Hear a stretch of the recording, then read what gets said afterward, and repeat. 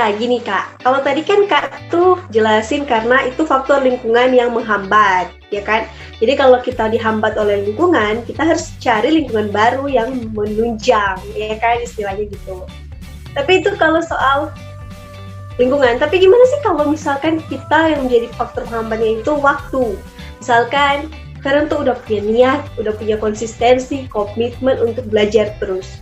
Tapi waktunya itu nggak ada gitu. Kayak misalkan Karen udah komitmen, udah buat planning, malah mau belajar bahasa Inggris, nonton film bahasa Inggris, dengerin musik bahasa Inggris, baca buku bahasa Inggris, udah make sure gitu. Tapi pas esoknya tiba-tiba dapat kesibukan, ada urusan mendadak, ya nggak jadi dikerjain deh, karena pilihan nanti aja lah, itu didelegasikan dulu waktunya. Menurut Kak gimana sih cara membagi waktu agar supaya jadi efisien gitu kita belajar bahasa Inggrisnya? Gimana sih Kak? Oke, ini pertanyaan menarik. Sebenarnya Feren menjawab pertanyaan ini sendiri barusan. Entah Feren sadar atau tidak. Oke, satu kuncinya adalah satu kalimat atau frasa yang menarik. Feren bilang, udah nanti aja.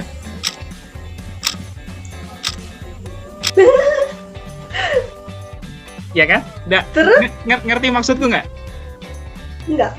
Oke, baik. Jadi gini, biasanya, ini maaf ya, mungkin pernyataanku akan sedikit keras. Bukan kepada Feren, tapi lebih kepada teman-teman yang nonton juga, untuk menyadarkan lebih tepatnya. Jadi gini, alasan untuk nggak punya waktu, it doesn't make sense. Nggak ada, itu cuman alasan aja menurutku. Teman-teman, kita bukan di tahun 1960-an yang akses terhadap pendidikan, akses terhadap informasi, akses terhadap hal-hal yang menambah skill kita itu sangat terbatas. Tidak. We are on 2021, di mana semua informasi bisa kita dapatkan kapanpun. Sekarang gini, oke Kak Victo, aku bisa dapat banyak hal dari handphone, aku bisa dapat banyak hal dari internet, aku bisa dapat materi baru dari buku-buku misalnya gitu. Aku ketemu orang baru dan lain-lain. Tapi tetap nggak bisa Kak. Besok tiba-tiba aku harus rapat BEM. Besok tiba-tiba aku harus nge-MC. Besok tiba-tiba aku harus part time di sini misalnya gitu. Aku nggak punya waktu gitu. Wah itu udah kayak udah mentok aja gitu kesannya. No, nggak, itu sebenarnya itu doesn't make sense banget, itu nggak masuk di akalku. Karena apa? Gini, batasannya adalah gini teman-teman, progres atau perkembangan itu tidak harus, dengerin ya, tidak harus satu hal yang besar. Oke? Progres itu bisa dimulai justru dari hal-hal yang kecil plus konsistensi. Sekarang gini, ambillah satu kasus, misalnya Feren. Oke, hari ini aku mau nonton film, hari ini aku mau baca buku, hari ini aku mau misalnya dengerin musik gitu. Tapi muara dari semua itu apa, Feren? Misalnya Feren berpikir, oke, aku harus nambah vocabulary, aku harus nambah kosakata baru gitu, misalnya. Hari ini 20 kata baru deh, misalnya gitu. Oke, 20 kata baru. Dari mana? Dari nonton film misalnya gitu. Terus setelah besoknya kamu ada misalnya nge-MC gitu. Sampai rumah malam, aduh, udah mau nonton film, kayaknya nggak bisa, nggak sampai, kayaknya udah ngantuk, kayaknya makan enak nih gitu. Hilang. Lah, dan hilang. Tapi sekarang gini deh. Dari rentang antara Feren nge-MC sampai pulang ke rumah, Feren kan melewati banyak hal. Coba deh, mulai kayak gini. Yang aku balik ke peraturan pertama tadi.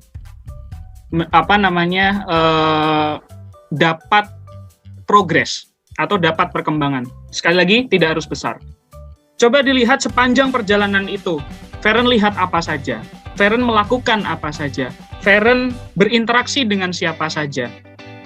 Kemudian apa yang baru? Kalau tujuannya kemudian 20 vocabulary baru, 20 kata baru berbahasa Inggris, cari itu. acara tuh bahasa Inggrisnya apa ya? Sepeda motor tuh bahasa Inggrisnya apa ya? Rundown tuh bener nggak sih rundown tuh bahasa Inggrisnya? Atau bacanya gimana misalnya? Aku pulang tadi ketemu lampu merah. Sorry kok lampu merah sih. Yang bener tuh adalah lampu lalu lintas misalnya gitu. Oh iya, aku cepat pulangnya. Aku lambat pulangnya. Aku terlambat. Aku pulang di sini jam berapa? Aku menghabiskan waktu berapa? Berapa lama di event itu? Event atau event ya yang betul bacanya. Terus kemudian kayaknya bisa deh waktu aku nge-MC, aku tahu bahasa ini nih. Kenapa aku besok nggak coba buka misalnya Good morning everyone, selamat pagi. Atau next aku mau coba, oke, please welcome Bapak Ibu, monggo silahkan ke atas panggung gitu. Kenapa nggak aku coba? Nah, jadi aku kasih satu kata deh, Feren, coba ulangi setelahku. Procrastinator. Procrastinator. Lagi. Ya kan? Procrastinator. Lagi. Lagi. Procrastinator. Oke, procrastinator. Tahu artinya apa? Procrastinator. Enggak. Tukang nunda. So, don't be a procrastinator. Jangan jadi seseorang yang menunda dengan alasan-alasan yang sebenarnya nggak masuk di akal. Bilang aja kamu males, gitu loh. Nggak mungkin kamu nggak bisa berbahasa atau belajar bahasa baru hanya karena kamu nggak sempat. No. Apalagi bahasa ya. Kalau kemudian kamu, Kak, aku hari ini aku kayaknya nggak bisa deh latihan renang gitu. Nah, itu baru make sense. Karena kamu penuh, karena ada kolam renangnya, karena kamu harus di sana, kamu harus pemanasan, kamu harus melakukan ini, itu, dan lain-lain. Bahasa, apapun ya, tidak hanya bahasa Inggris, bisa dilakukan dimanapun. Jadi jangan, don't be a procrastinator. Oke? Jadi lakukan. Tiba-tiba tuh jiwaku tersadarkan dan kena secara mental. Dan ya, aku mendapat pelajaran yang amazing sih sekarang. Ya, jadi mungkin kalian bisa simpulkan dari pertanyaan Feren tentang waktu dan juga cara belajar bahasa Inggris itu, ya itu semuanya sebenarnya cuma alasan sih kenapa kita nggak bisa belajar, kenapa kita nggak punya waktu, ya kan? Karena segala sesuatu itu semua berasal dari diri kita sendiri. Ya, kalau kita emang niat dan mau belajar, ya kita bisa belajar dari hal-hal yang kita udah alami gitu kan. Nggak harus dari video, nggak harus juga dari lagu-lagu, dari segala sesuatu yang elit, ya kan? Tapi kita bisa belajar dari diri kita sendiri ya, termasuk pengalaman ya kan, Kak? Ya, thank you so much ya, Kak, udah mau berbagi ilmu. Sure. Dan mungkin last one question, itu betul nggak sih? Last one question. Atau the last question. The last question. The last question. Sedikit. Kak kan seorang guru. Itu guru. The last question. Ada cehnya. The last question. Nah, itu. Orang ya, banyak salah biasanya. Yes. Okay, the last question. Oke, nah. Replay. Oke, jadi ini pertanyaan terakhir ya. Begitu. Ini kan, karena kan Kak itu basicnya seorang pendidik ya. Dan bisa dibilang juga dosen ya kan? Atau? Iya, seorang pendidik yang merupakan dosen dengan latar belakang magister pendidikan. Juga seorang penyiar radio yang berkecimpung di dunia public speaking, ya kan? Dan juga banyak hal lain ya. Dan ini tuh Feren pengen tanya sih lebih tepatnya.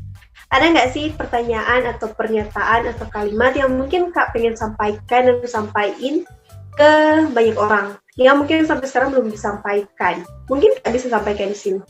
Silakan. Oke, jadi yang pertama terima kasih Feren sudah memberikan kesempatan untuk saya mengeluarkan unek-unek saya.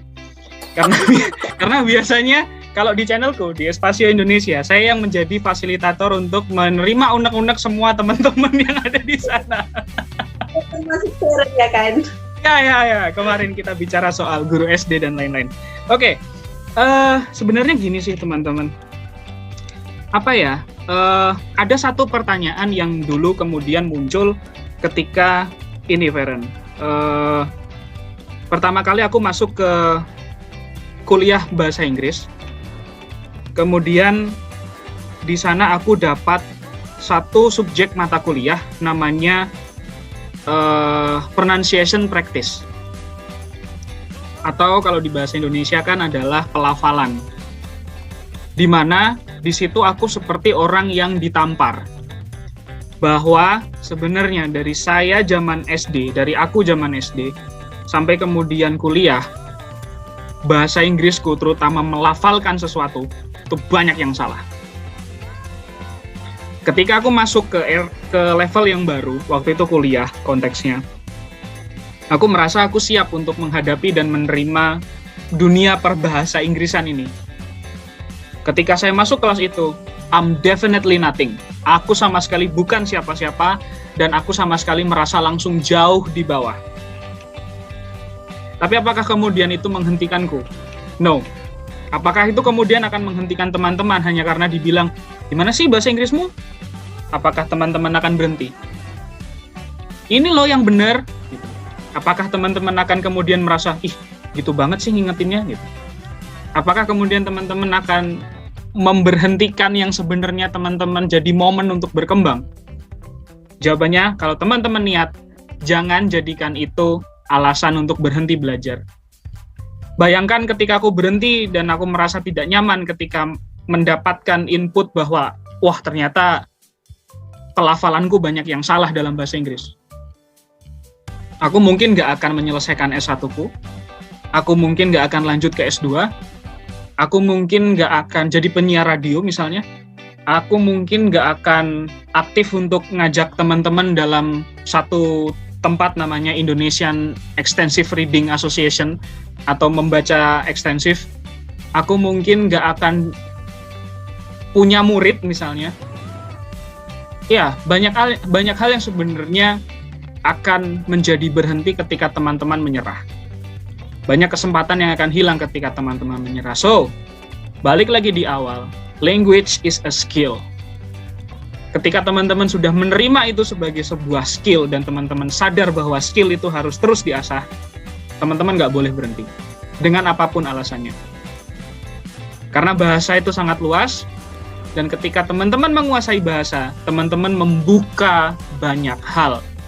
Kesempatan, teman baru, ide baru, network baru, bahkan mungkin bisnis baru, kelas baru, ide-ide baru, gagasan baru, lewat bahasa. Gitu sih yang pengen aku sampaikan. So, ya mungkin lebih kepada jangan pernah berhenti belajar teman-teman. Dan jangan pernah merasa untuk cukup. Nah itu penting. Karena pengetahuan berkembang. Gitu sih Feren. Wah, jujur tuh Feren dengerin ini kayak tertampar mental gitu loh, tertampar oleh penjelasan kayak kayak ini itu amazing banget gitu. Kayak enak banget. Jangan pingsan ya. Gak ada yang bangunin kamu. Dan itu Feren tinggal diam-diam gini, kalau dari tadi kan Feren senyum-senyum ya kan sambil gini-gini. Ya kalau tadi itu pas yang terakhir Feren cuma kayak bengong dengerin, oh my god, tertampar mental misai. Itu kayak enak banget sih. Ya juga sih, betul banget. Oh my god. Ya, jadi mungkin itu pembahasan kita di video kali ini dan tentunya thank you so much ya Kak udah mau sharing, berbagi pengetahuan, berbagi juga ilmu yang udah diasah, dipelajari, disimpan dan juga dikembangkan dari TK mungkin sampai S2.